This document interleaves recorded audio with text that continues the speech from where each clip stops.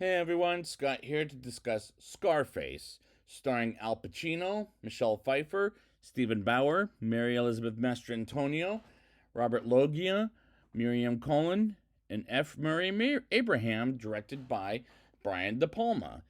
Now, before I get into this is a remake of a movie with, I think, kind of a similar title from the 1930s, which I have to confess, I've never seen it, but I've seen this movie before, I think a few times in my life, and I remember it was really good, but let's see how good of a movie it is after all this time.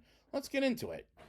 In the month of May of the year 1980, Cuban refugee and ex convict Tony Montana, played by Al Pacino, arrives in America in the city of Miami, Florida, as part of the Mariel boat lift and gets questioned by the guards as they ask him some dumbass questions until he eventually gets off scot-free, and Tony goes to camp with Manny Ray, played by Stephen Bauer, Angel, and Chi-Chi, as they were released with green cards in exchange of murdering a former Cuban Miami drug lord named Frank Lopez, played by Robert Loggia. And the acting by Al Pacino is tremendous in this movie, as he pulls off the Cuban accent quite well, in my opinion. Even though there were times it was hard to understand what the fuck he was saying, Tony becomes um and the three others become dishwashers at an eatery, and discussed it. No, it was him and what's his name? Manny. Thank you very much. And Tony and Manny become dishwashers at an eatery and is disgusted. And a disgusted Tony proclaims that he is meant for bigger things than what he's got, as he wants to handle a machine gun. And the cinematography is great to look at throughout the movie, as it's very well shot. Frank's right-hand man, Omar, played by F. Murray Abraham, sends the four purchased cocaine from Colombian dealers as Tony tries to demand more money from Omar for a marijuana, or as I call it, marijuana pickup. So Omar is angry and sends him to the Colombian deal, where things are known to go bad in the past, but the deal goes bad while Angel is dismembered with a chainsaw, while Manny and Chi-Chi rescue Tony and kill the Colombians. And this scene is fucking brutal, for damn sure, as the movie is violent, and that's what it will be remembered for as well. Suspecting that Omar set them up, Tony and Manny insist on personally delivering the recovered drugs and money to Frank, while during their meeting, Tony is attracted to Frank's trophy wife, Elvira, played by Michelle Pfeiffer, who is very attractive, and no wonder she eventually got the role as Catwoman in Batman Returns 10 years later. As Frank hires Tony and Manny while in a club he goes to way too often, and Tony dances with Elvira, which was a great shot scene, and the script is outstanding, being told by Brian De Palma and said by the actors, despite I can't understand some of the times what the fuck they're saying. Tony drives home with Manny, and 3 months later, they talk about how to get women, and Manny does something inappropriate to a woman he hits on. But to be fair, this is an R-rated movie, and Manny gets slapped in the face, which was fucking hilarious. And they pick up Elvira and get her to a car shop and buys a car to ride Elvira with. And she wants to go with Frank, aka his boss, whom Tony likes, but he likes her more. And their chemistry is good between Al Pacino and Michelle Pfeiffer. Tony reunites with his mother and younger sister Gina, played by Mary Elizabeth Mastrantonio, after 5 years, whom Tony is overprotective of her, and catches up with them and gives his mother, yeah, that's right, $1,000 while disgusted by his life of crime. His mother throws him out of the house as she calls him a bum and wishes she had a good son, and gives Tony his money back, which I felt heartbreak for Tony and Gina, while Manny is attracted to Gina. But Tony tells him to stay away from her, which feels typical overprotective brother material. Hell, I did that with my sister, kind of. And it makes sense, and I like this movie, and I like how this movie makes sense. Frank sends Tony and Omar to, let me see if I'm saying the name right, Cochabamba, Bolivia, to meet with the cocaine kingpin Alejandro Sosa, as Tony negotiates to deal with to lift 150 kilograms a month without Frank's approval, angering Omar as he also negotiates that Sosa will deliver the product to Panama, and from there, Tony will pick it up and take it to the USA as Sosa claims that Omar is a police informant and that Frank has poor judgment as Tony witnesses a beaten Omar hanged from a helicopter as Tony vouches for Frank's organization, and Sosa, taking a liking to Tony, agrees to the deal, but not before warning Tony to never betray him. And the dialogue is very well written, and there's a line at the end of the movie I'll talk about that is a golden line. It made it a reason to make this movie a classic for a damn good reason. Back in Miami, Frank is infuriated by Omar's demise and the unauthorized deal stuck by Tony.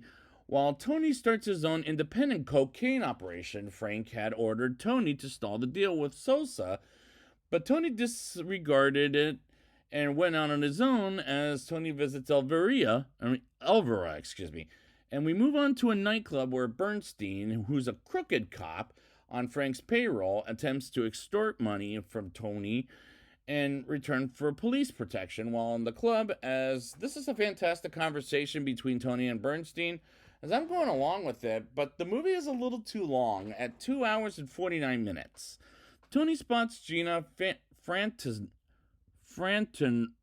fraternizing with her boyfriend and beats them both while in the bathroom, which is a violent scene as hitmen come by and then attempt to assassinate Tony as he sits in the club, but he escapes, which made him the luckiest motherfucker to still be alive.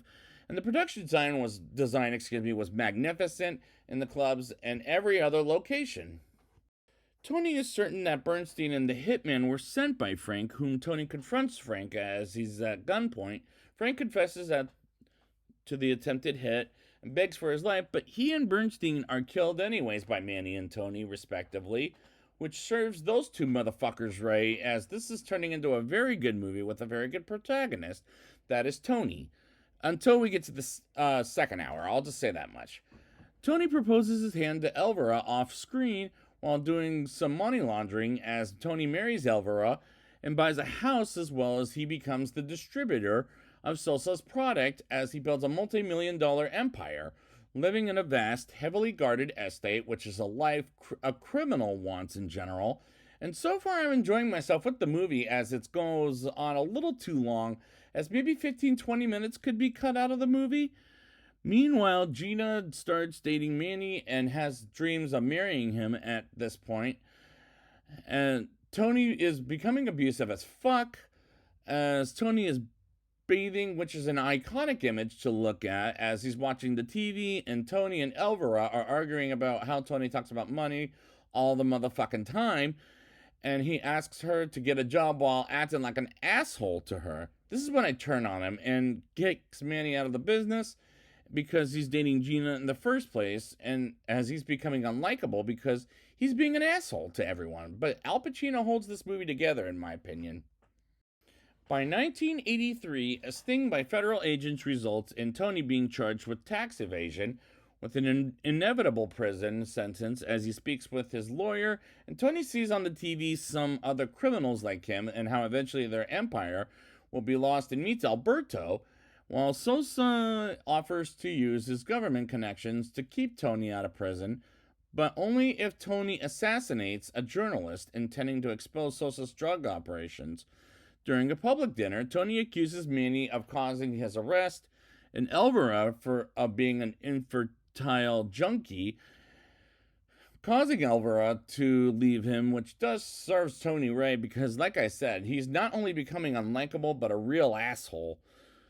And Pacino plays characters like that tremendously, in my opinion, like mobster kinds.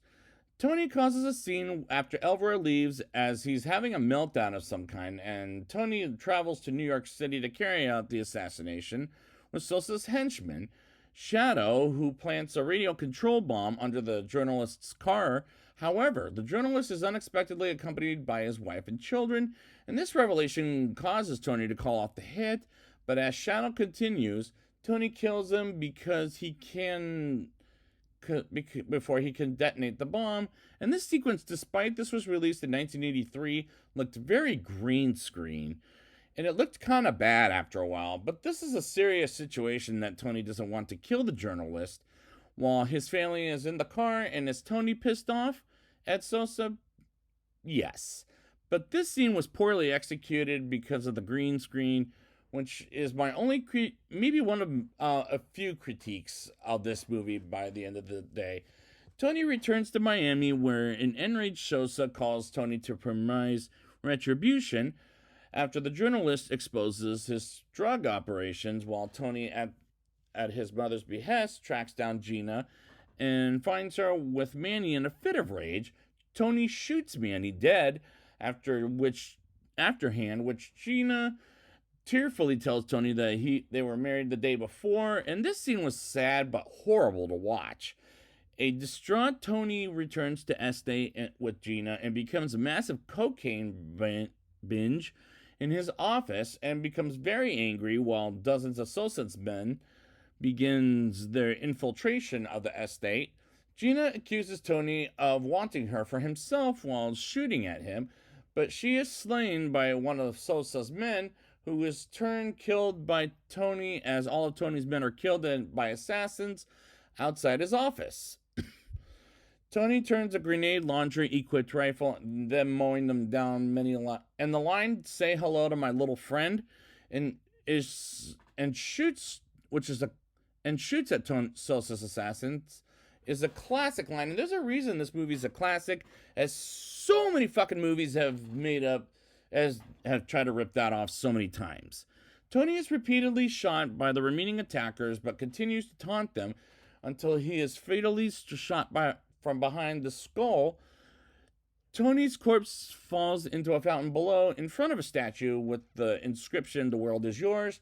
And the climax pulled off the most badass action sequence and a great ending, as this turned out to be a very good movie. And how good was this movie? Let's talk about it in a rating. I'll give this movie a 8.6 out of 10. The acting by Al Pacino is the best thing about the movie, in my opinion, as he's tremendous in this movie, and he pulls out the Cuban accent quite well, and the other actors in this movie are great too, but Pacino holds this movie together for me, and the cinematography is great to look at throughout the movie, as it's very well shot. The movie is violent for damn sure, and that's what it will be remembered for, as well as like the classic line, "Say hello to my little friend," which is a golden line said by Al Pacino. And the script is outstanding when it's being told by director Brian De Palma and said by the actors, as Al Pacino and Michelle Pfeiffer have very good chemistry.